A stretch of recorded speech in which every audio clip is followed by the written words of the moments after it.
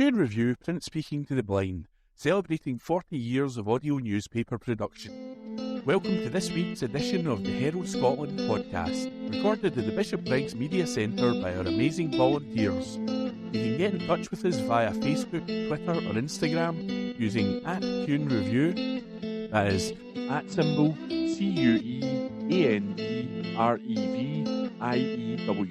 You can also contact us directly by emailing information@cunereview.com, that is INFOR@CUNEREVIEW.com, or by calling 0141 772 3976, that's 0141 772 3976. This is from the Herald Scotland of Wednesday the 20th of September 2023 from the business section. Architect reveals 5-year labour of love at PAISLEY Town Hall. This article is by Katrina Stewart. The architect in charge of the £22 million redesign of PAISLEY Town Hall has revealed the trials and challenges behind the 5-year regeneration scheme. An A-listed Victorian building, the architectural gem sits in the heart of the town, and its revamp forms a vital part of wider plans to reinvigorate Paisley's centre. The Herald gave details of the first look inside the revamped building earlier this year, when One Wren, the body that runs the building, revealed images of the work carried out inside the historic cultural hub. Now, as the final touches are carried out before the first trial event to be held in the refreshed building, project architect Stephen Coulson gave a tour of the most striking features. Mr. Coulson of Holmes Miller Architects has worked on the project since its inception in 2018. He said, "I am very passionate about the building, and my dream for it is that it is busy and properly used. But I am a little bit bruised. There have been battles and problems along the way. It has not been straightforward. The building, we hoped, would have been ready a little bit earlier, but the building fights against you sometimes. During the refurbishment of the building, which dates from 1882, lead paint, asbestos, and structural problems were uncovered. A void space in the building has been transformed into a new dance studio, but towards the end of the refurb it was noticed that the ceiling was rotten and ready to fall down, meaning additional repair work." Mr. Coulson added, "But that being said, the skeleton of the building, the big sandstone box, is really robust and could take a bit of punishment and modification, so the bones of the building were great, and we've been building it back to its glory. With a Grade A listed building, we have an obligation to refurbish the building in a sympathetic manner, but it is a very beloved building. The community is in love with this building. It has been at the heart of their community for a very long time, so there's a responsibility to get the interventions right and make sure the building works harder for the community." Mr. Coulson described the transformation of the building as night and day to what it previously was, having been diminished over recent years to an underused single hall. Now, capacity for the main auditorium has been increased from 800 to 1,200, and new spaces have been added in, such as the dance studio and a cafe bar in what was formerly a storage space. Architectural features of the town hall have been preserved and restored, with a motif of ceiling roses appearing in unlikely places, such as carved onto the lifts. Mr. Coulson said, "When you deal with a heritage building, you have to first try to understand the language of what you are dealing with, and when you begin to interrogate and analyse the language of the building. In the main hall ceiling, there are wonderful rosettes set in a very neoclassical pattern, and we have to deal with these sensitively. So we've put soundproof panels around them, but we've never concealed them. And we've used these patterns elsewhere in the building, referencing part of the heritage fabric. In one of the spaces, and there are now 6 in total, including a digital screening room, a floor mosaic was discovered, but it was too damaged to be safely removed. Instead, it has been carefully preserved and new flooring placed over the top. A representative from One Wren, on the tour, jokes that Renfrewshire Council is going to have a serious bill for brasso, given the amount of brass detailing in the building. Mr. Coulson added, "I spent 3 years fighting the contractors to say you can't have stainless steel in this building because I felt like if I caved in on one bit, then everything would turn into stainless steel and it wouldn't meet the heritage requirements." There was quite an intelligent part of the client brief. Certain people on the council were saying, "Oh, we can't put a material that nice into a room because people will break it." But the voice from the council coming through was that if you make it that nice, then people won't want to break it, and they will take ownership of it, and they will enjoy the space. Architects carried out a 3D analysis of every seat in the auditorium to re-rake the position of the seating and ensure a full view of the stage. The building has also been made more accessible, with an increase from 20% of the building being accessible to 80%. Toilet provision has doubled in capacity, with separate women's, men's and unisex bathrooms, as well as accessible toilets. To achieve this, architects excavated down to the basement to create extra space. Another challenge was finding specialists to carry out heritage work, such as lime plaster used throughout the building. There are only 2 heritage plaster companies capable of taking on a building of Paisley Town Hall size.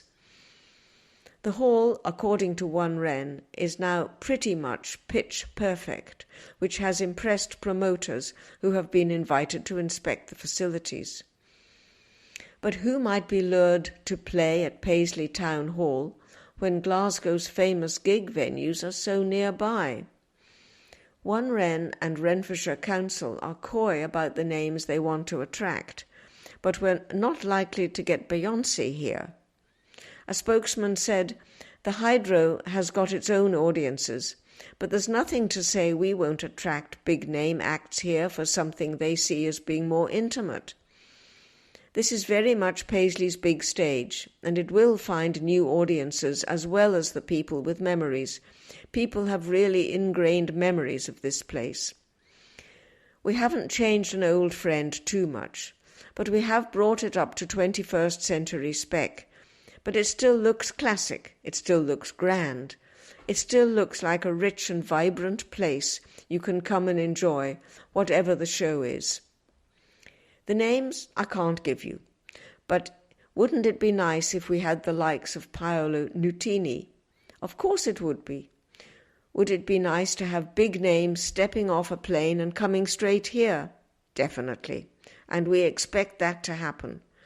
Paisley Town Hall will open for its first test event on September the 29th, ahead of the mod coming to the venue from October the 13th.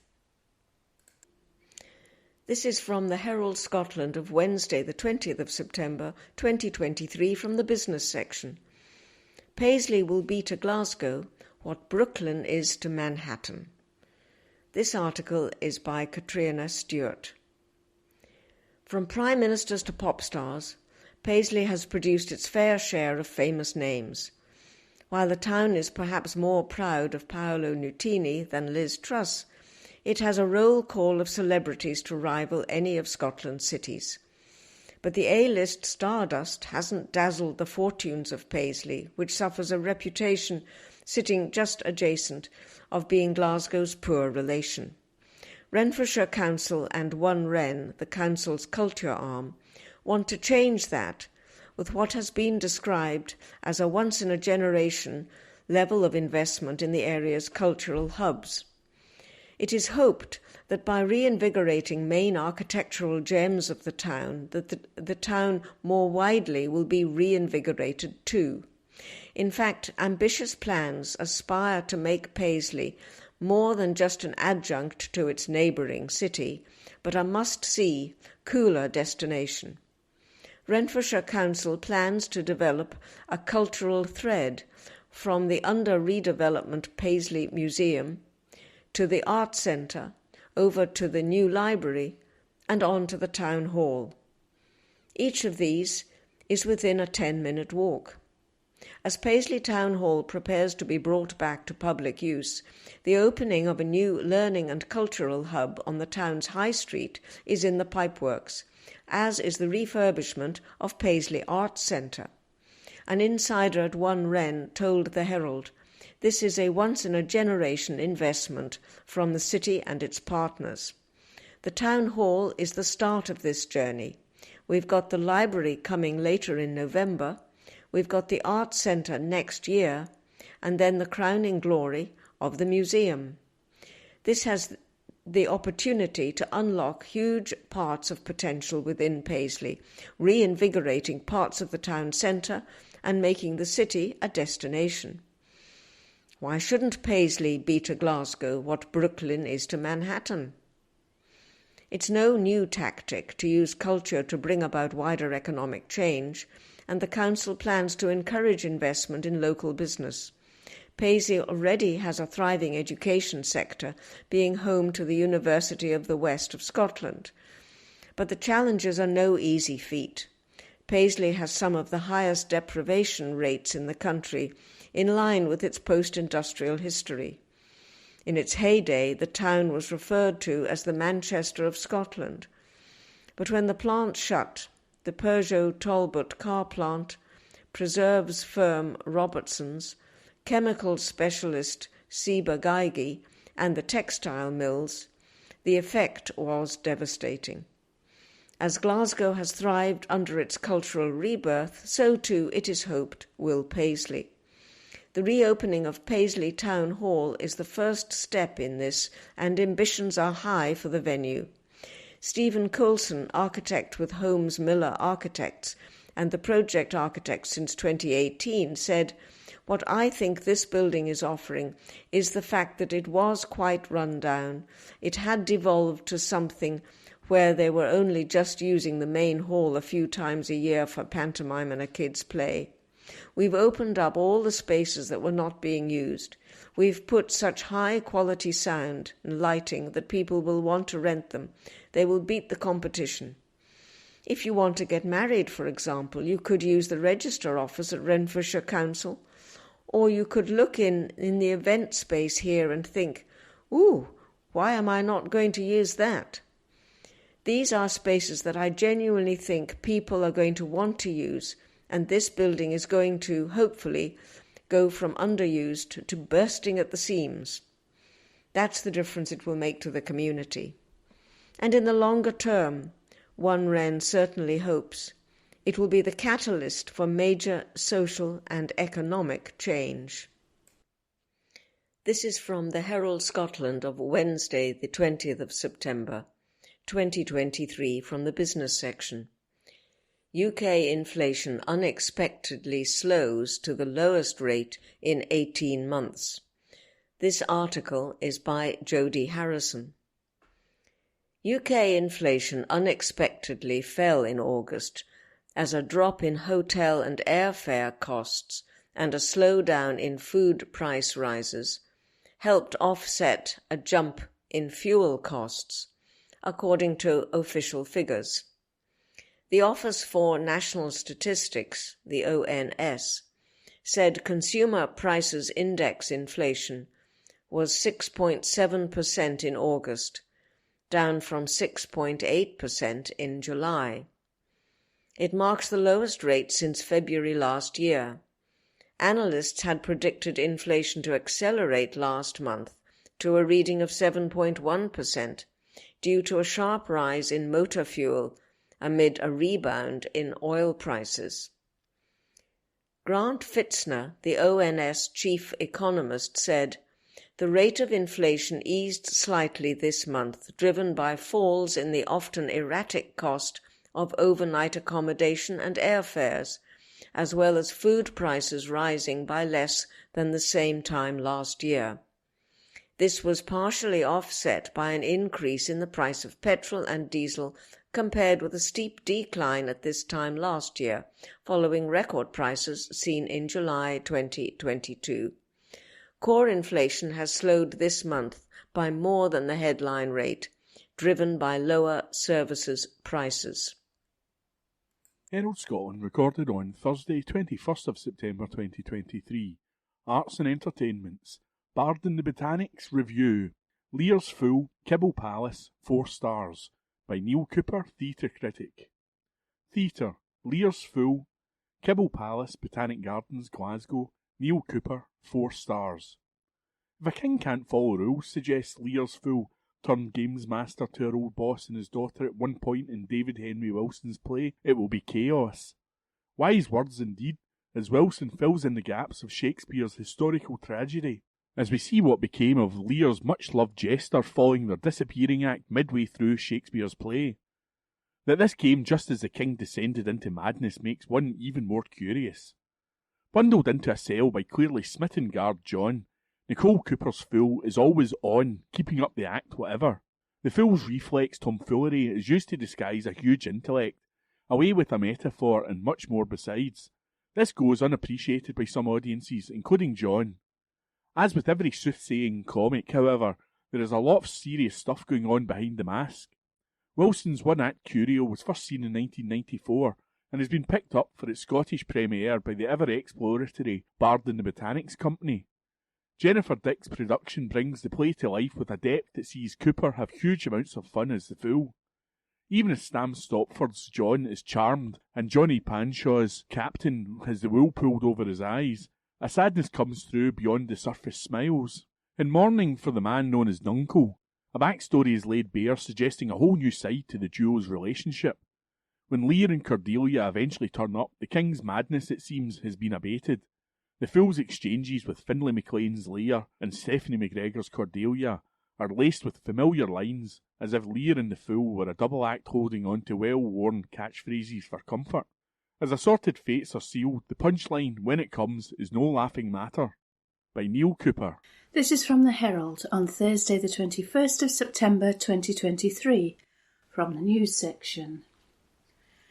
Rishi Sunak under fire after watering down climate strategy.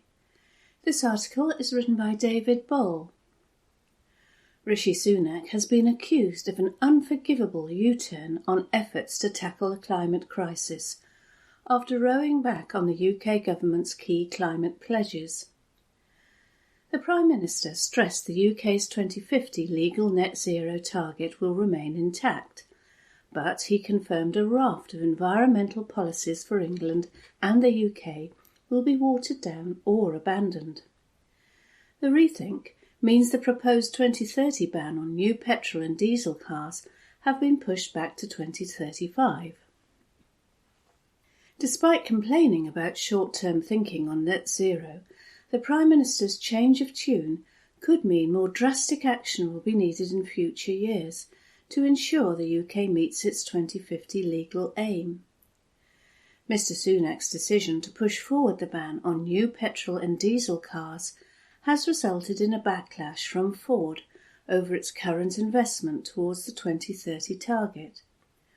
Ford UK chairwoman Lisa Brankin said, "Our business needs 3 things from the UK government: ambition, commitment and consistency.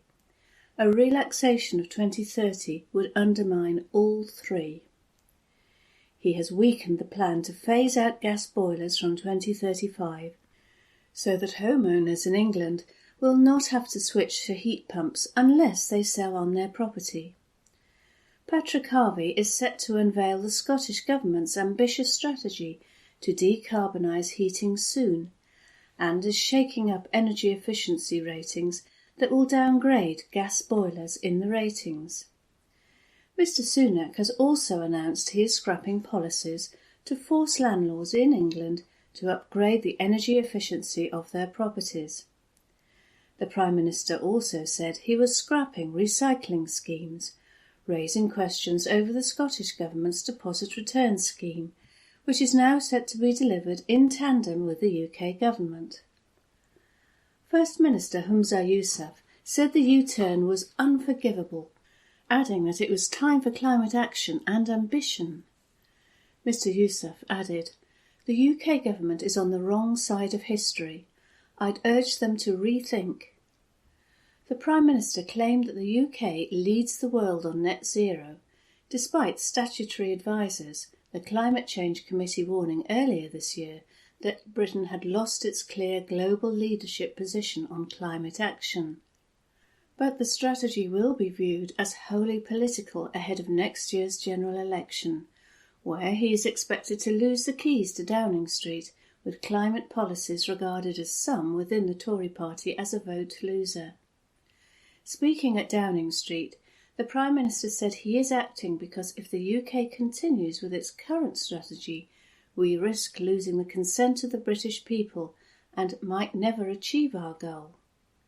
Mr Sunak said he did not want to impose such significant costs on working people to achieve net zero without a properly informed national debate. He added that we need sensible green leadership and a more pragmatic, proportionate and realistic approach to tackling the climate crisis. Mr Sunak insisted the UK was already ahead of allies in reducing emissions and could not impose unacceptable costs on British families. The risk here to those of us who care about reaching net zero, as I do, is simple.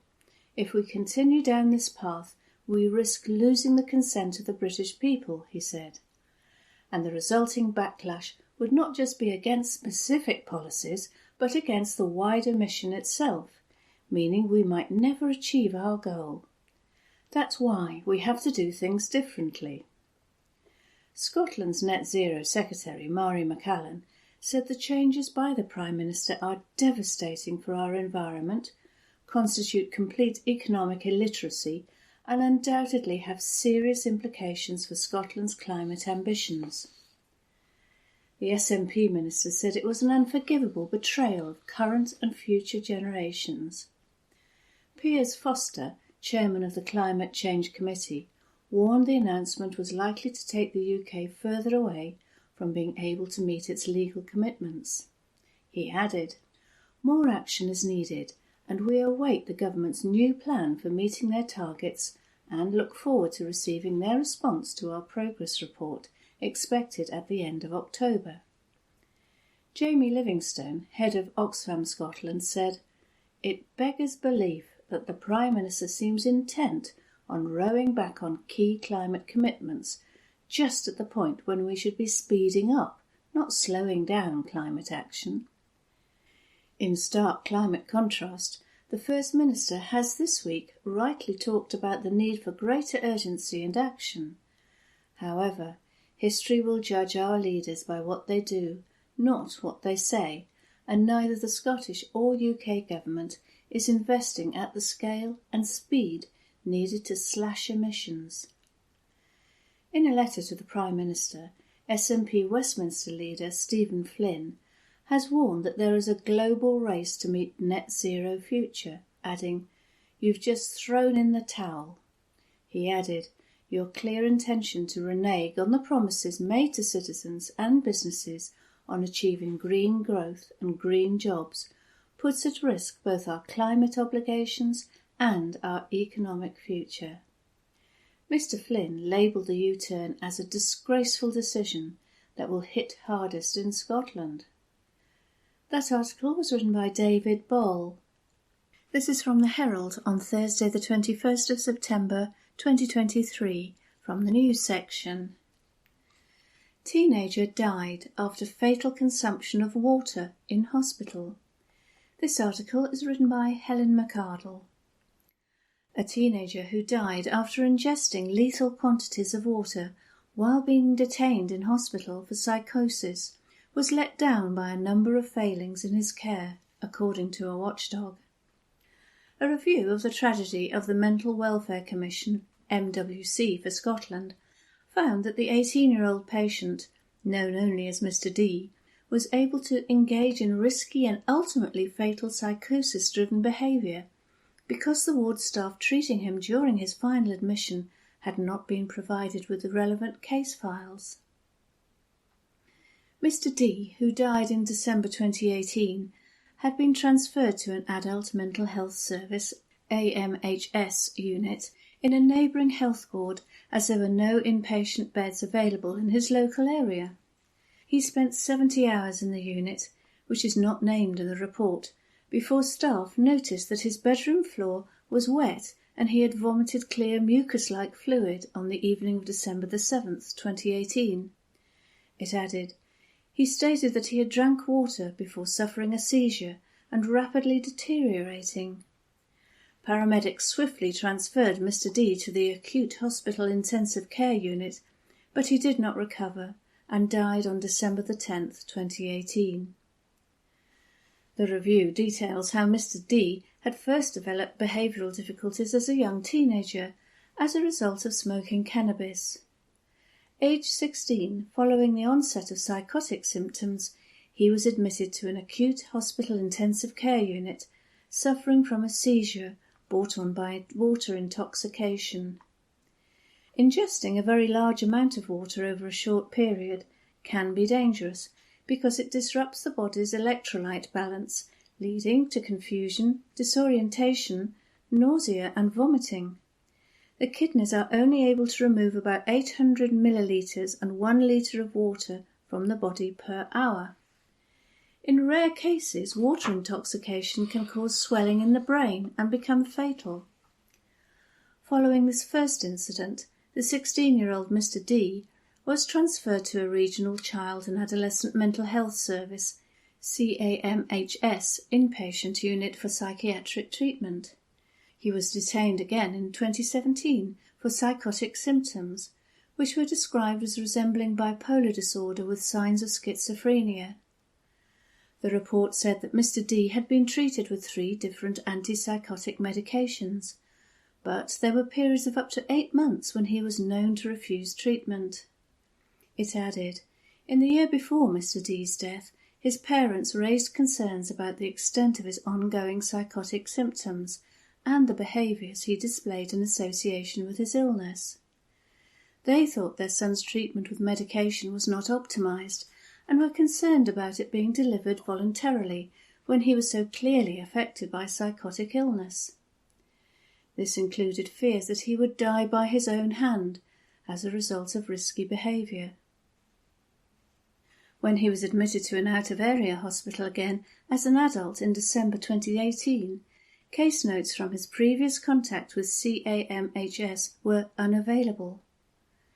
While relevant clinical information was passed to his new treatment team in the form of letters, telephone calls and past attention papers, and face-to-face meetings and phone calls were held between Mr. D's parents and his receiving general adult consultant psychiatrist, not all of this valuable clinical information made it into Mr. D's care plan. The MWC has issued 10 recommendations following its review of the case. Suzanne McGuinness, its Executive Director of Social Work, said, "This was a tragic death of a young man while he was being cared for in hospital. Our report details the actions and decisions taken by teams at the 2 health boards involved in the lead-up to his death.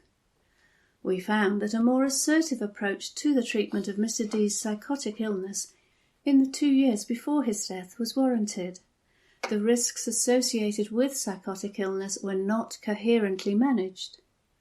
We also found that there were problems with Mr. D's transition from child and adolescent mental health services to adult mental health services. Existing guidance was not adhered to. We found that although the service had no other viable option, the transfer of a very unwell young man with a complex clinical history to another health board area during the night was a high-risk action.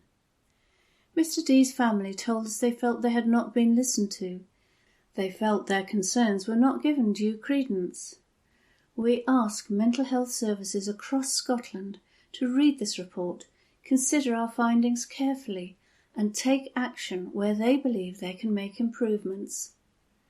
That article was written by Helen McArdle. From the Herald Scotland, Thursday the 21st of September, from the sports section. It's difficult. Onana takes responsibility for Man United loss. Article by Martin McMillan. Devastated goalkeeper Andre Onana said he let the team down with his costly mistake at the start of Manchester United's Champions League loss to Bayern Munich. Erik ten Hag's side suffered a fourth loss in 5 matches as a bright start in Bavaria went up in smoke, with the summer signing somehow letting a Leroy Sané shot squirm home. Bayern quickly added a second through Serge Gnabry and never relinquished control of the Group A opener, with Harry Kane scoring a penalty straight after Rasmus Højlund had pulled one back after half-time. Casemiro scored either side of Matty Tell's stoppage-time strike in a dramatic conclusion to a 4-3 defeat that Glum Onana took responsibility for. It's difficult, the Cameroon international said. It's difficult to lose this way, because I think in the beginning we started very good, and after my mistake, we lost control of the game. It's a difficult situation for us, for me especially, because I'm the one who let the team down. But the team were good, very good, but because of me we didn't win the game. I am happy for the work of the team, and we just have to move on. This is the life of the goalkeeper, and if we didn't win today it's because of me. Onana requested to face the media after the game and was clearly cut up about his error in the first half, which he said was the key point in the loss. I have to learn from it and be strong, move on, the former Inter Milan player told TNT Sports. It's not an easy situation, but I'm very happy for the comeback of the team. We were fighting until the end, but I have to recognise because of me we didn't win. I have a lot to prove because, to be honest, my start in Manchester is not so good, not how I want. Play how I played today is one of my worst games, and it's difficult because we have a big ambition, we are a very big club, and we want to win everything. It was a big opportunity for us to bounce back after the situation we are facing. It's tough, a tough time. We have to be together, we have to continue what we are doing, learn from our mistakes because it's the only thing to do. Ten Hag did not sugarcoat things when asked about Onana's error in the press conference, but made clear it is about the team rather than an individual. I think he shows that he takes responsibility and shows personality, and the personality he needs to get in high levels, the United boss said. But that's not only about him, it's about the team's performance, so we have to support him on the pitch, not only in life. We have to help him. But it doesn't only count for Andre, it counts for all the players on the pitch. They have to understand they're in the same boat, and they have to be on the same page to get results. Ten Hag said people should not make it bigger than it is, and is sure Onana will bounce back from the clangor as attention turns to Saturday's Premier League trip to Burnley. When you score 3 goals in Munich, you have to take at least a point, which we didn't, the Dutchman said. We have to take a look at ourselves in the mirror. As for Bayern, they were far from their free-flowing best, but Thomas Tuchel, banned from the touchline, was happy with the result. It is a deserved win, the ex-Chelsea boss said. Every win in the Champions League is a big point. Every win against Manchester United is a big point. We didn't have the rhythm that we wanted, and in the phase after we made it 3-1, we could have killed the game off. But we reacted well to every setback. And that article was by Martin McMillan. From the Herald Scotland, Thursday the 21st of September, from the Voices section. Opinion. Independence. Starmer snubs closer EU links and boosts SNP. By Neil Mackay, writer at large. Did you hear that? It was the sound of Hamza Yousaf heaving a sigh of relief, coupled with a wail of despair from Anas Sarwar. Chances are, it's a noise we'll become ever more familiar with thanks to Sir Keir Starmer. The Labour leader has turned his back on an opportunity not just to realign British politics and fix the mess of Brexit, but also kill independence stone dead. Starmer is to reject Franco-German plans that would have allowed Britain closer ties to a new multi-speed Europe through associate membership of the EU. Details emerged following Starmer's Paris meeting with French President Emmanuel Macron. The plan was created, in part, though not specifically, to lay the foundations for closer relations between Britain and Europe in the event of a Labour government. But Labour sources close to Starmer described the idea as a non-starter. Details are contained in what's called the Report of the Franco-German Working Group on EU Institutional Reform. The document is entitled Sailing on the High Seas, Reforming and Enlarging the EU for the 21st Century. The plan, released on Monday, is the work of 12 experts commissioned by the French and German governments. It comes with the imprimatur of Paris and Berlin. Both launched the working group with a joint statement from their respective foreign ministers. The big idea is for concentric circles of EU involvement. Countries like France and Germany would be in the inner circle and sign up to radical integration involving the removal of national votes on defence, security and foreign policy. Then there's a second tier of EU member states who don't want cooperation in such an intense level. Next comes associate outer tier for countries like Norway, Switzerland and even the UK. Britain's associate status would mean it would not be bound to ever closer union and further integration. The core area of participation would be the single market. Being part of the single market means freedom of movement. Associate members would pay into the EU budget, but on a lower level. This would come with lower benefits such as no access to agricultural funds. It's a better deal than we have now, but still not great. Britain would regain access to the single market, but would have lost the voice we once had with full membership. Nevertheless, it would be a step towards addressing the economic and political wounds caused by Brexit. In a Scottish context, it would have ripped the SNP's independence policy to shreds. So much of the SNP's support is predicated on progressive, pro-European voters who want back in the EU. Brexit boosted the Yes movement. The SNP was able to say, rightly, that the Leave vote betrayed promises made during the 2014 referendum. Voters were told by Better Together during the referendum that a no vote was the best way to protect Scotland's place in Europe. Brexit was a golden goose of a gift to the SNP. Cook that goose and the fortunes of the SNP and the Yes movement changed dramatically. But Humza Yousaf need not fret. Starmer and the English Red Wall seats have the same relationship as a drunk punter and a stage hypnotist. Those Red Wall voters leave Starmer mesmerised to the extent of forsaking all else. If Starmer had begun a conversation about the merits of the Franco-German scheme, he would have arrested the change in fortunes for the SNP. Currently, despite having the living hell kicked out of it for months, the SNP is on course to form yet another government at Holyrood in 2026, along with the Greens on a combined majority of 70 seats. Starmer's Mail Côté Toast offering just isn't cutting through Scotland enough. In England, many voters would crawl over broken glass to get the Conservatives out. In Scotland, there's an alternative to Labour if you're on the progressive liberal left. Now, clearly, like that goggle-eyed drunk after their brush with the hypnotist, Starmer is under the sway of those who believe that to even flirt with the notion of closer ties to Europe spells electoral disaster. However, that idea appears wrong. Polls tell a different story.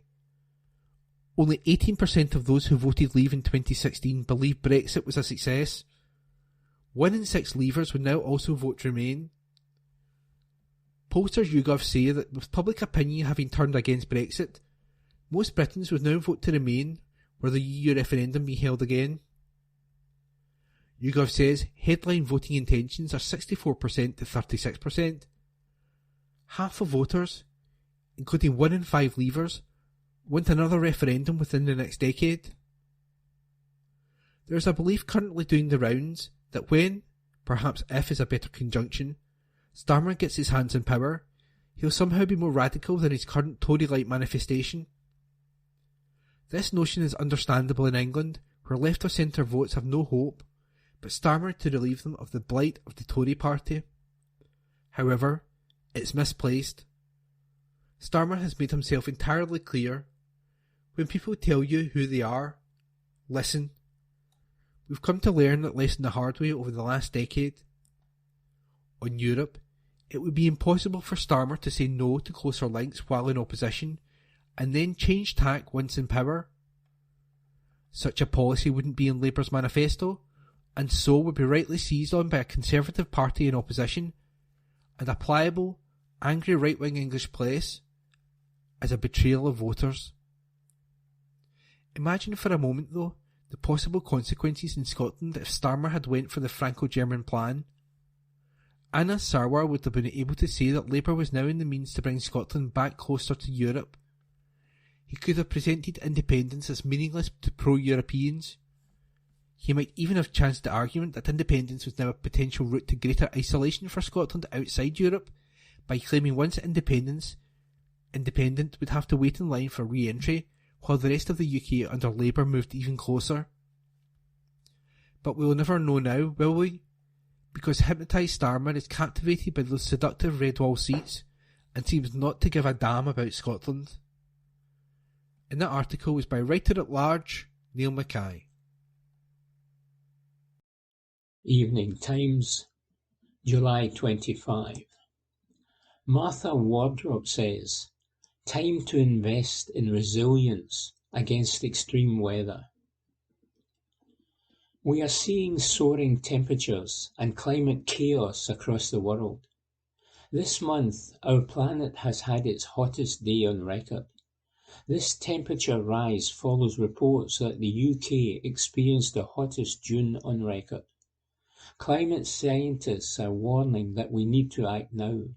We have to ensure that this is a turning point in efforts to bring about national and international climate action. Planning for even more oil and gas exploration would be a climate disaster. It would make an already unsustainable situation even worse, and would pave the way for even greater climate breakdown. At nearly 500 million barrels, Rosebank is the biggest undeveloped oil and gas field in the North Sea. Last year, the UK government announced that it could approve more than 100 new oil and gas exploration licenses as part of its latest licensing round. There is a proposed expansion of oil and gas drilling and opening up even more of our North Sea to the highest bidder. Its approach is contributing to a cataclysmic failure in tackling the climate crisis and is putting future generations at risk. To ensure we have a livable future, we must end oil and gas exploration and drastically cut our dependence on planet-wrecking fossil fuels.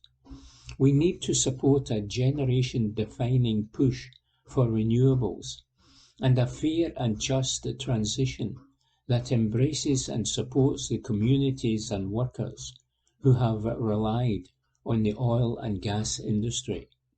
A just transition is vital to communities around the world. Those communities, workers and their skills should be right at the heart of building a fairer, greener future. We have the knowledge and technology to build an economy that works for people and planet. We must embrace the opportunity while we still have the time. The cost of inaction is unthinkable. The UK government is utterly failing to grasp the real and immediate dangers posed by the climate emergency. There is no time to waste. With the world burning around us, it is even more urgent that the UK government delivers on its climate pledge and halts the tax breaks to fossil fuel companies. We need to have tax measures and incentives which influence the behaviours of companies to reduce greenhouse gas emissions. The UK government must fulfil its commitment to tackle the impacts of climate change and invest to ensure that we have an economy that is resilient to extreme weather events. Scottish Green councillors are continuing to support efforts to build on existing partnerships, programmes and initiatives across Glasgow in order to tackle climate change. We can and must do more on heating buildings, making them efficient, as well as making improvements to sustainable travel. It is vital that there are resources to deliver an ambitious net zero transition plan, creating well-paid green jobs, investing in local supply chains, and laying the foundation for a just and prosperous future in which no one is left behind. Our focus has to be on actions that deliver investment, that recognises the urgency of the climate emergency, says Martha Wardrop. The Herald on the 27th of July and the Voices section. Strange Times of a Summer Newsroom by Catherine Salmond. Summer is a strange time in a newsroom. Colleagues pass like ships in the night, take well-earned time off. Desks are left empty, there can be an eerie quietness, yet only for it to be shattered when staff return, often with suntans, occasionally biscuits, and always with tales from far-flung or not-so-distant locations. The usual order of things is suspended for a couple of months, a pattern mirrored across country in many of our institutions, including Holyrood and Westminster, where breaks are in place. And yet the demands of our digital and print products remains the same. We have readers expecting news, comment and analysis, and our priority is, of course, to deliver. This week, my top pick comes from my politics team, which, with both parliaments in recess, does not have the usual diary commitments to cover. Highlights for me have been the team's in-depth and analytical pieces, many offered through the evening political unspun newsletter, which thousands of readers have delivered to their inboxes every day. My favourites have included Thursdays by our political editor Tom Gordon, who amid a sea of them this week looked up by-elections and asked whether they were a significant indicator of political watershed. His conclusion: only very few in history could be hailed genuine watersheds, but they really do count. Gordon gave a fascinating look back over political by-election history and explained why. Sounds dry. Absolutely not. It was great. Something we are never short of at the Herald is something to say. No season can get in the way of that. And this week, my next top pick comes from our fantastic opinion section from a very talented Alison Rowett, who manages to make light of a frustrating start to a holiday while weaving in the top topics of Scottish independence, crazy golf and adult-child relationships. This piece was unsurprisingly a top performer on our site, with readers clearly sympathetic to ferry delays and the need for family holidays. My final pick comes from reporter Katrina Stewart, who spoke exclusively with Joyce Landry, the CEO of the charter company responsible for supplying the controversial barge being used to house asylum seekers in Portland, Dorset. Laundry Headback claims the Bibby Stockholm vessel is a floating prison, telling Stewart the facility, which will house 500 asylum seekers in a bid to alleviate the cost of and pressures on hotel accommodation, is actually quite lovely. It is a topic and a vessel that is attracting media attention from around the world, so I was thrilled for us to secure an exclusive interview. Refugee rights groups have condemned the project, saying conditions on board are inhumane and amount to floating detention. Other readers have expressed a range of views. We will, of course, be following events closely. Enjoy your week, and that was by Catherine Salmond, the editor. The Herald on the 22nd of September, and the Voices section. The sorry plaques they'd slap on Glasgow's statues by Mark Smith. First, it was all about pulling statues down, then it was about chucking them in the water. Then it was about putting new things on the statues. Now it's about taking the things off again. The row over statues in public spaces has got pretty intense, so let me bring you up to date in case you've missed the latest twist. It concerns the Melville Monument in Edinburgh, a memorial to the politician Henry Dundas, which you'll remember was one of the statuses that became controversial after Black Lives Matter. The council decided it would erect a plaque at the site, supposedly putting Dundas in context. The specific accusation being that he was instrumental in delaying the abolition of slavery, and, in the words of the plaque, as a result, more than 500,000 enslaved Africans crossed the Atlantic. The most recent twist in the story is that the plaque has now disappeared, with a descendant of Dundas, Viscount Melville, claiming responsibility for taking it down and insisting it was all above board. A councillor for the Scottish Greens, however, with all the nuance and restraint for which the party is known, has urged the police to investigate the removal as a potential crime. The problem, of course, is that a deeply unsubtle tactic, a plaque written by committee, has been chosen to tackle a deeply complicated subject, which is the role individuals play in historical events.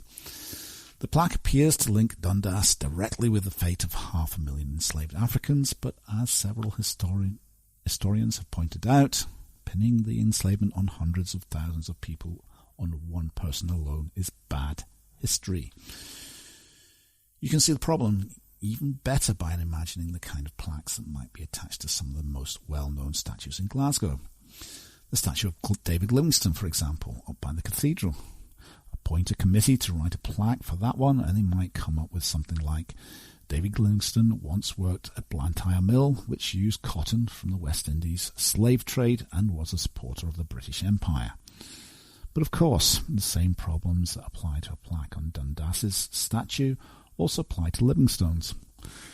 I spoke to the Livingstone biographer Stephen Tompkins about this, and he pointed out that a boy working for a mill cannot be held responsible for the global economics linking cotton to slavery. He also made the point that Livingstone's support for the empire was motivated by abolitionist beliefs. He thought the empire could put a stop to the slavers' activities. Take another example, the statue of Walter Scott in George Square, and imagine the problems you might encounter if you tried to attach a plaque to that one. Perhaps some Scots would like the plaque to point out that the Scot was a unionist and a Tory, but maybe they haven't read Scott's letters in which he talks about England trying to take on the management of affairs, which are entirely and exclusively proper to Scotland. It's nuanced, you see, and plaques aren't nuanced. Obviously, it gets even more complicated when you think about statues such as that of William of Orange. Can you imagine trying to get a committee of Glaswegians to agree on the wording of a plaque for that one? Some hate the statue, some have even attacked it. Others revere it and interpret attacks on it as a personal tax on their community. It's dangerously complicated and could never be reduced to a few sentences of context. The conclusion from all of this, surely, is that rather than try to come up with plaques apologising for whoever it has been memorialised in copper and marble, sorry plaques essentially, it's better to leave them as they are and allow people to do their own research. They have phones, there are bookshops. Take a picture of the statue and go off and work it out for yourself how you feel about the person. You may agree that Dundas, for example, is problematic. You may think he was merely a man operating in his time. The point is that it's complicated. You cannot be reduced to some unsubtle little words on a crude little plaque. And that was by Mark Smith. From the Herald Scotland, Monday the 25th of September, from the news section. Council admit risk from hazardous waste in Winford demolition study. This article is an exclusive by Martin Williams. A shocking official screening analysis admits there is a danger of the production of hazardous waste and risk of accidents from one of Scotland's biggest proposed demolition projects. The screening opinion by Glasgow City Council over plans to demolish 4 26-storey towers at Winford in the Maryhill area reveals that the effects will be catastrophic, say campaigners. There is concern that the issues were not considered big enough by the council to warrant an environmental impact assessment, EIA, which campaigners believe would have opened the project up to scrutiny of councillors through the normal planning process. Campaigners say that any further moves to go forward with the project will result in court action, and they have called on the Scottish Government to intervene. It has led to new calls for Scotland's biggest publicly funded housing association, Wheatley Group, to abandon the £73 million plans which involve flattening the 1960s towers and the 600 homes.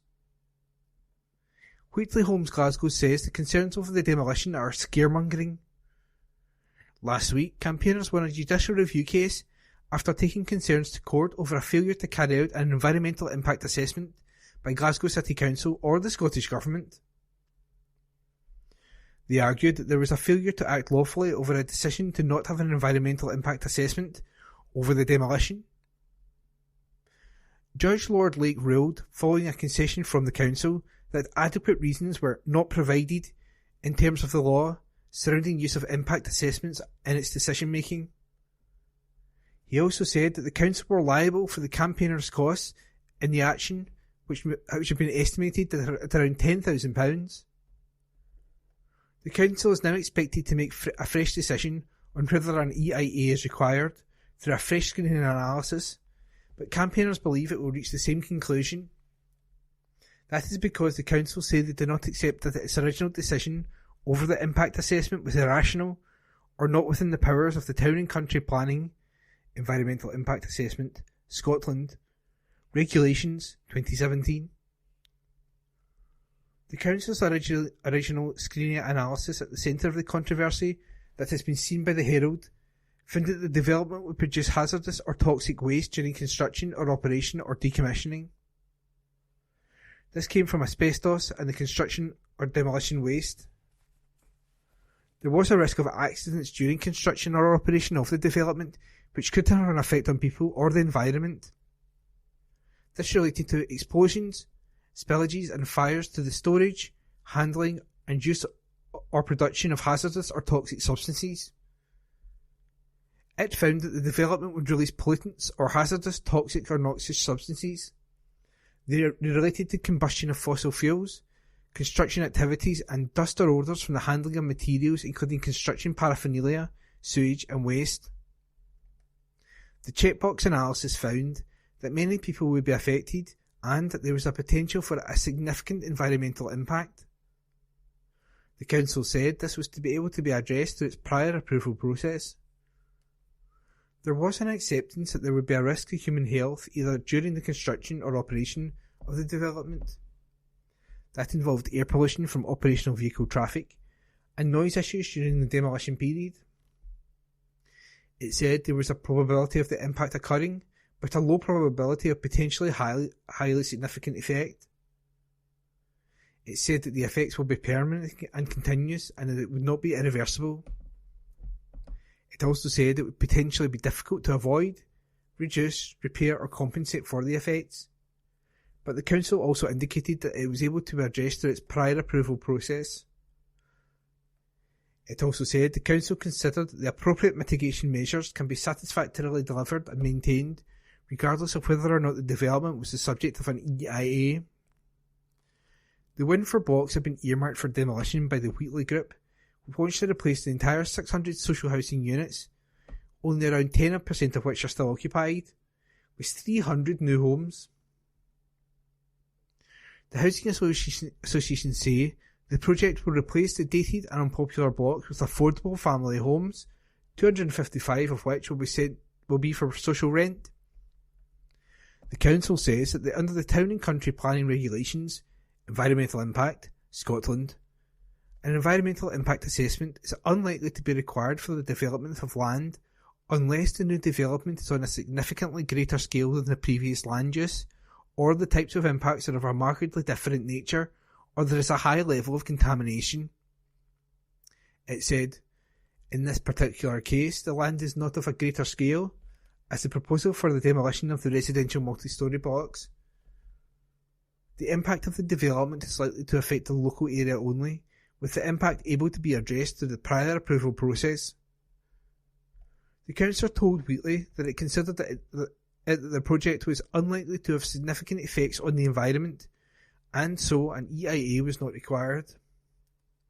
But Nick Drury, of the Winford Residents' Union said the shocking screening opinion confirmed the effects of the project would be catastrophic and that council offices should not prevent the project to come under the scrutiny of councillors through the planning process. He also said the Scottish Government should intervene. The council know this is immoral. It admits that it will be catastrophic. The council has to be taken into account, otherwise they will get away with murder and the Scottish Government should intervene. If they were at all interested in governance, they would have intervened ages ago. He said there would be a further court action if the council carried out another screening opinion that blocked the prospect of the EIA again.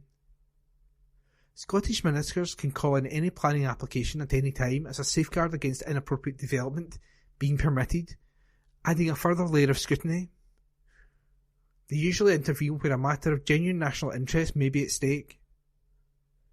The Residents' Union and the Scottish Tenants' Organisation, STO, believe the flats can be safely retained and retrofitted, but Wheatley said that it is too difficult and expensive. Winford Estate was designed by Ernest Boteau, Chief Technical Officer for the Scottish Special Housing Association, SSHA, from 1959 to 78. He was thought to be influenced by the designs of Le Corbusier, the father of modern architecture. It was built on a 55-acre site at the Old Maryhill Barracks, was estimated to cost £4 million. The anti-demolition campaign is backed by leading Scottish architects Alan Dunlop, Kate McIntosh and Malcolm Fraser. They welcomed the court decision which forced a council review and said that there is a clear need for an EIA. Ms McIntosh said, "The courageous stand taken by the local residents in this David and Goliath struggle needs and deserves the backing of the Scottish Government, which has committed itself to a policy of reducing emissions in conformity with the COP26 declaration." Mr Fraser, director of Fraser Livingston Architects, added that it was a testament to the dogged professionalism of the Residents' Union in reminding these authorities that there are legal and environmental checks on them, bludgeoning their way to degeneration. "I remain concerned at the extraordinary power I see the Wheatley Housing Group wielding." And Mr Dunlop said it was a victory in a campaign against the needless demolition of the Winford flats and the destruction of their homes. A Wheatley Homes Glasgow spokesperson said, "Yet again, a small group of activists continue to scaremonger around matters that are completely standard when it comes to demolitions. There are currently demolition programmes taking place across Scotland, for example in New Gorbals, Lanarkshire and Ayrshire, all of which follow the same standard procedures. There is nothing new and nothing different here.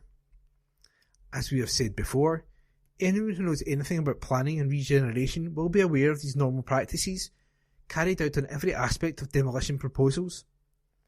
Plans are then put in place to mitigate any potential risks identified. We have provided all information requested by the Council."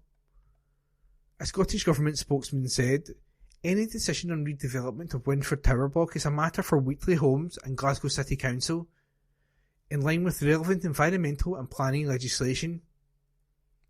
A council spokesman said, "As part of the general planning process, demolition doesn't need planning permission. However, all urban development over a certain scale, including demolition, needs to be screened to see if it requires an environmental impact assessment. In this case, a screening process was carried out as usual and determined that an environmental impact assessment was not required in this instance. The decision notice for this screening option has been withdrawn, however, and we have agreed to issue a fresh decision notice for the screening opinion, which will again look at whether or not an EIA is required." And the article is an exclusive by Martin Williams. This is from the Herald Scotland on Monday the 25th of September 2023. From Voices section. The Herald Diary, Why We Are Poles Apart. Report by Lorne Jackson. Poles apart. In the annals of literature, there are many tragic tales involving fragile dreams being dashed upon the hard rock of experience. Anna Karenina and her unfortunate rendezvous with a set of train tracks, Jay Gatsby, brought low by high society. Yet neither of those classic narratives so poignantly describes the precipitous plummet from hope to desperation as the following. I was supposed to get some new clothes poles cemented in the garden, says reader Ian McDermott, but the firm didn't turn up. Talk about being hung out to dry. Feisty family feud. Listening to her teenage daughters arguing, reader Nicola Munro overheard the younger sibling snip. "You're so patronising." Her sister merely smirked, then said, "That's a pretty big word for you." Talking balls. Football teams with curious names continued. Alan Wallace reveals that his medical school footy team were named the Legionnaires 11 after an outbreak of Legionnaires' disease at Glasgow Royal Infirmary at the time. He adds, "We played in a league that included a team of pharmacists named Aspirin Villa and another very unfit team called Pathetico Madrid." Kitchen Confidential. The creative wife of reader Nick Shaw decided to make a trifle instead of buying one of those shop-bought concoctions. After a few hours of struggle and strife in the kitchen, she emerged looking more than a mite exasperated. She had managed to make the trifle, though it was more of a struggle than she foresaw. "I've no idea why people use the phrase a mere trifle," she harumphed. "There's nothing mere about a trifle. A mere jelly. Now that I could understand." Vlad the Bad. An inspirational thought from reader Jack Miller, who gives the following advice. "Always believe in yourself, and remember, it's never too late to start over. Vlad the Impaler didn't even start impaling people until his mid-30s. Night moves. English teacher Laura Ellen used to teach in Glasgow's East End, where one of her pupils told her about a strange experience he had the evening before, when he had been watching a TV programme for the first time. Then suddenly he had the sensation that he had watched it before. "Sounds like déjà vu," said Laura. "Aye, but it happened about 10 p.m, said the youth, so it couldn't be déjà vu. Must have been night-ja vu." Lethargic leapers. Curious reader Lee Shaw has been pondering the bouncy marsupials of Oz, which leads her to ask, "Would you call a lazy kangaroo a pouch potato?" That report was by Lorne Jackson. This is from the Herald Scotland on Monday the 25th of September 2023. From Voices section. Weddings. For richer perhaps, but more likely to be for poorer. Report by Doug Marr. A friend was blessed with 4 daughters in rapid succession. For years, however, he fretted how he would pay for their weddings. Back in the day, the bride's father was expected to pick up the tab. Thankfully, things have moved on and costs no longer settle on one pair of shoulders. It's become commonplace for both sets of parents to split the bill. Many happy couples now choose to foot the bill for their own big day. Irrespective of who pays the obligatory piper, wedding costs have gone through the roof. It's estimated the average wedding in Scotland costs £1,300 more this year than it did in 2022. It's difficult to define an average wedding, as so many variables are in play. Nevertheless, there is some consensus around £15,000 to £20,000, although as far back as 2019, this paper estimated an eye-watering £35,674. At one time, ostentatious weddings were the prerogative of the upper classes and the wealthy. I recently dug out my parents' wedding album, all 12 photos. It looks as if there were around a dozen guests at the registry office and a local restaurant. Honeymoon was a week in sunny Macduff. No, not Magaluf, Macduff. Expectations have increased hugely since then, probably due to our obsession with celebrity and social media. The Beckham's Naff nuptials in 1999, complete with thrones, robes and fireworks, helped set the tone. More modestly, many couples plan their wedding so it looks good on Facebook or Instagram. You don't want your wedding looking second rate compared to those of your pals. I know it's a big event, but it's time to put the brake on the wedding industry. It is an industry, and the bottom line is profit, dependent on getting people to pay for things they can't afford and don't need. The last thing those already struggling with the cost of living and housing crises need is the pressure of an inflated and overpriced wedding. The cost of a one-day bash for family and friends would go a long way towards the deposit for that first home. It's not just the bride and groom who are feeling the squeeze. It's an expensive day for guests, averaging £600 if an overnight stay is involved, with celebrations often extending over several days. Stag and hen parties have become ever more exotic, ranging from expensive spa days to long weekends in distant places. Then there's the wedding present. This once served a useful purpose, when couples were setting up their first home and needed that kettle or toaster. Nowadays, most couples have been living together and have these things. A recent invitation boldly stated, although presents weren't required, donations towards honeymoon costs would be appreciated. Aye, right. Hotels are the principal cause of escalating costs. They are on a mission to recoup their COVID losses as quickly as possible. At a recent wedding, I was charged nearly £40 for 4 drinks, one of which was a Coke. Same hotel, different wedding. A friend ordered 7 teas and was astonished to be charged £35. Luckily, she had the composure to refuse both teas and bill. Encouragingly, some couples are using imaginative cost-cutting strategies. Some are having dry weddings that avoid rip-off bar prices and remove the need for expensive overnight stays. Some ask guests, in lieu of presents, to help with the catering, cake and venue decoration. More weddings take place in community halls, bypassing hotels altogether. Micro-weddings are increasing in popularity, although that risks offending those not invited. I'm less sure about the ethics of GoFundMe pages, although there has been a reported 24% increase in the newlyweds category. It's also possible to get an unsecured loan to cover costs. A word of caution. There were 7,000 divorces in Scotland in 2018-19. It probably costs around the same to get out of a marriage as it did to get into it in the first place. Yes, your wedding day can be the biggest day of your life, but many have found it to be the biggest waste of money in their lives. That report was by Doug Marr. The Herald on the 26th of September and the news section. Scottish life expectancy falls again as rich-poor gap persists, by Tom Gordon. Life expectancy in Scotland has fallen for the 3rd time in a row, according to official figures, with males predicted to live almost 8 months less than just a few years ago. National Records of Scotland reported average life expectancy at birth was 76.5 years for males and 80.7 years for females in 2020-22.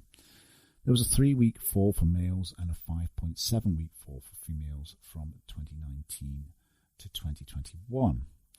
Scottish Labour said the figures were damning for the SNP and Tories and demanded SNP Health Secretary Michael Matheson prevent further deadline.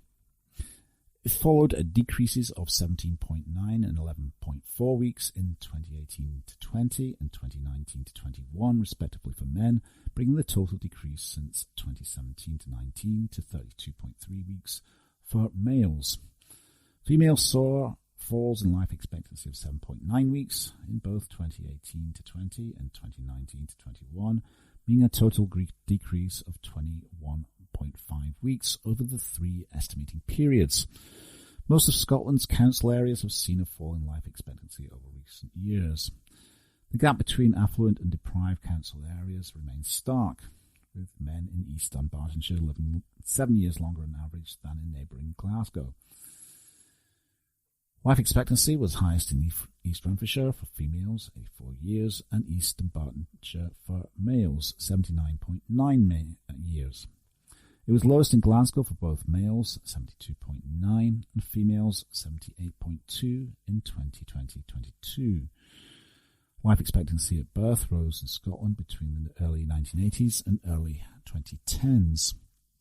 However, that trend in 2012 to 2014, and it began to plateau instead.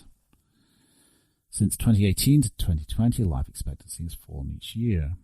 Life expectancy for those surviving to 65 has followed a similar trajectory.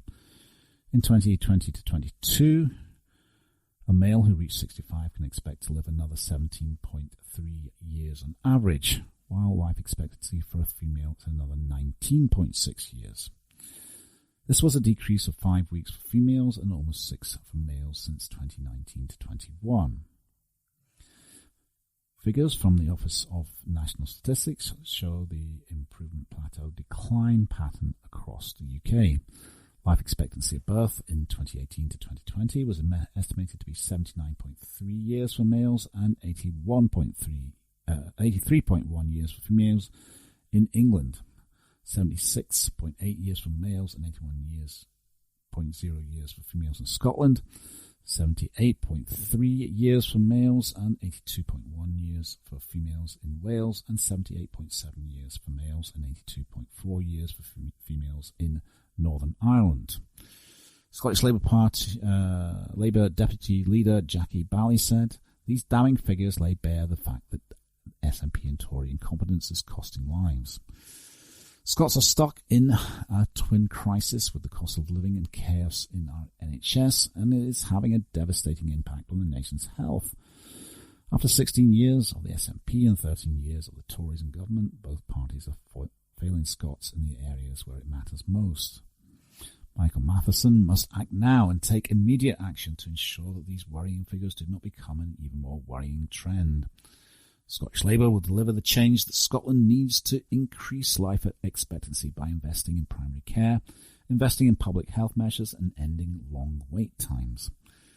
Tory MSP Dr Sandesh Gulhane said, "These deeply concerning statistics have Hamza Yousaf's fingerprints all over them. His overwhelming failures during this time as Health Secretary mean life expectancy has fallen for the third year in a row in Scotland. While deaths from the COVID pandemic must be taken into account in relation to life expectancy across the UK, SNP ministers cannot hide behind that excuse, given life expectancy had already started falling in Scotland before the virus struck. This comes against the backdrop of the SNP continuing to preside over the record drug deaths rate in Europe, the highest level of alcohol deaths since 2008, and horrendous cancer waiting times. Life expectancy remains lower in Scotland, where the SNP have mismanaged our health service for the last 16 years, than in the rest of the UK. It should be a real source of shame for SNP ministers that the tragic reality for Scots, especially those living in Glasgow, is that their lives will be shorter than their UK counterparts. The continued fall in Scotland's life expectancy must be an urgent wake-up call for Hamza Yousaf and Michael Matheson, the SNP's Health Secretary. They must lay out immediately how they will halt this alarming decline in the nation's health." And that was by Tom Gordon. The Herald on the 26th of September, and the news section. Iron Brew, Scottish soft drinks giant shrugs off summer blues by Scott Wright. Iron Brew owner AG Barr overcame the summer washout to report a big rise in profits and promised exciting brand launches in the coming months. The common old-based soft drinks giants hiked pre-tax profits by 12.6% to £27.8 million in the 26 weeks ended July 20, underpinned by strong trading across the group. Revenue climbed by 33.2%, but to £210.4 million, with the company benefiting from the integration of energy drink brand Boost Drinks and oat milk maker MOMA Foods onto the Barr fold. Barr lifted profits and revenue despite persistent pressure from cost inflation, which as previously flagged to the city led to the reduction in operating margin over the period. The company told the city that it had not passed the full impact of cost inflation onto customers in order to remain focused on offering customers great value, affordable brands in an uncertain and challenging economic environment. And Barr reiterated its expectation of delivering a full-year profit performance marginally above the top end of analyst consensus, as announced in August, despite the extended period of poor weather across the summer. Chief Executive Roger White, who will step down from his role and retire from the group within the next year, said, "We have made significant financial and strategic progress in the first half and have exciting plans in place for the balance of the year to sustain our growth momentum. We remain confident in delivering a full-year profit performance in line with our recently increased market expectations and are well positioned to deliver strong shareholder returns for the long term." The company declared an interim dividend of 2.65p per share, a 6% rise on the prior year. And that was by Scott Wright. The Herald on the 26th of September and the Arts and Ends section. My sympathies, like Patrick Harvey's, are with Lawbreakers by Vicky Allen.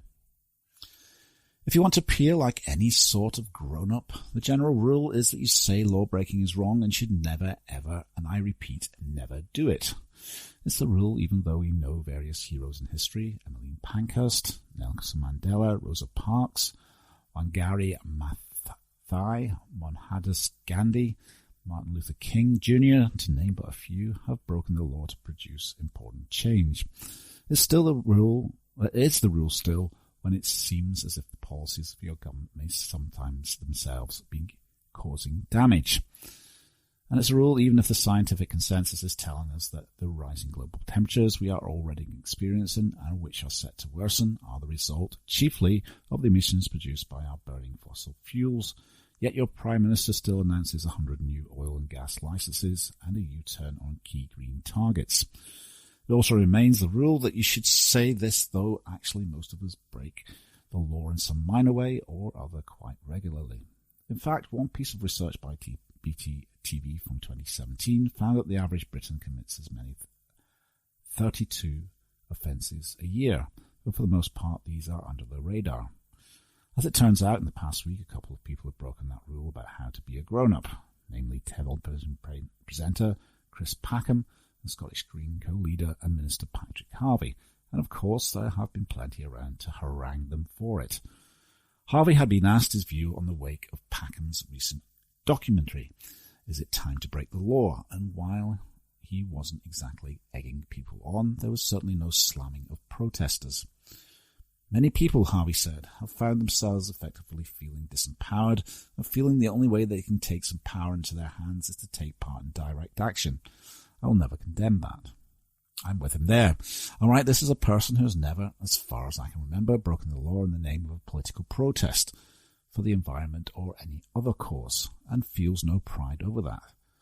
I write it as a person who has been on plenty of marches, including the End Fossil Fuels protest 2 weeks ago, and wondered if any of this actually makes any difference, and what actually does. All of this is why it was so interesting to watch Chris Packham's documentary last week and see him ask that big question for himself. When is breaking the law the appropriate and right response to a global problem that we seem otherwise to be failing to solve? And if you don't hurt anyone in the process, is it really so bad? The documentary is well worth watching, particularly for the moment when Extinction Rebellion founder Roger Hallam essentially tells the presenter that the one big thing he could do as a public figure is to get involved in the type of political action that will get him banged up. What is also interesting is the way Peckham created a space in which climate activists are not portrayed as eco-zealots and eco-clowns, and were given room to speak of why the cause matters to them. It was this that I was most relieved to see.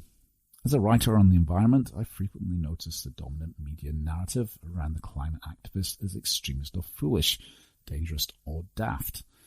That narrative was there, for instance, in the response from Scottish Conservative Net Zero spokesperson Douglas Lumsden to Harvey's comment. People in Scotland are sick and tired of these childish stunts and will be shocked by Patrick Harvey's weak refusal to denounce these acts. What Packham drew attention to in his documentary also chimed with something an academic studying television interviews with environmental activists told me recently. What she had observed, she said, was a pattern in which the protesters were asked questions about the silliness or pointlessness of their protests before they were asked why they were doing it. It's a curious narrative we now have in the face of climate change, where those who argue for inaction can play at being the grown-ups, and those who protest are portrayed as childish fools, their stunts dismissed, and it's one we must fight. There are, of course, good reasons to condemn law-breaking.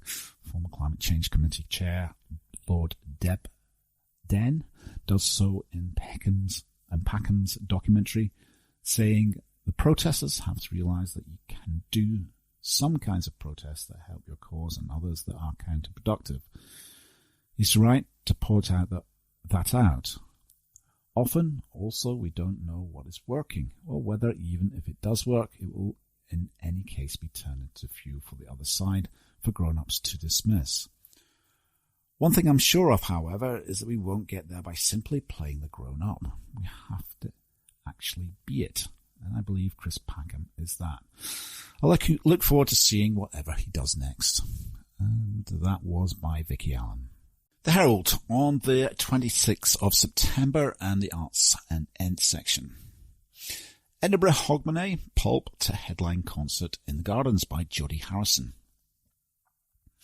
Britpop legends Pulp have been announced as this year's headliners for Edinburgh's Hogmanay concert in the Gardens. The veteran rockers will take to the stage in Princes Street Gardens as the capital welcomes in the new year on December the 31st. Organisers Edinburgh's Hogmanay announced the main attraction for their open-air concert on social media platform X, formerly Twitter, this morning, referencing the band's biggest hit. They said, "We are thrilled to announce Pulp as your headliner for Concert in the Gardens 2023. We know you will remember the first time you brought in the bells under Edinburgh Castle, like the common people with Pulp." Pulp were last seen in Scotland during the summer when the band, fronted by lead singer Jarvis Cocker, played at the Transmit Festival in Glasgow. Pulp brought the first night to a colourful close in their first Scottish show in more than a decade. Crowds were teased with a lengthy introduction with captions on screen reading, "This is a night you will remember for the rest of your life. You're about to see the 529th concert by Pulp." This performance is an encore. An encore happens because the crowd wants more. The band surprised fans at the end of 2022 by announcing a run of shows this summer at festivals and outdoor gigs across the UK. Edinburgh's Concert in the Gardens is now in its third decade, with previous headliners including Madness, KT Turnstile and the Pet Shop Boys. It returned in 2022 after a 3-year break. Tickets for this year's concert will go on sale at 10 a.m. Friday 29 September and are only available through the Edinburgh's Hogmanay website. And that was by Jodie Harrison. That concludes this week's edition of the Herald Scotland podcast. Please remember to subscribe to our channels at Tune Review and to tell your friends about our service.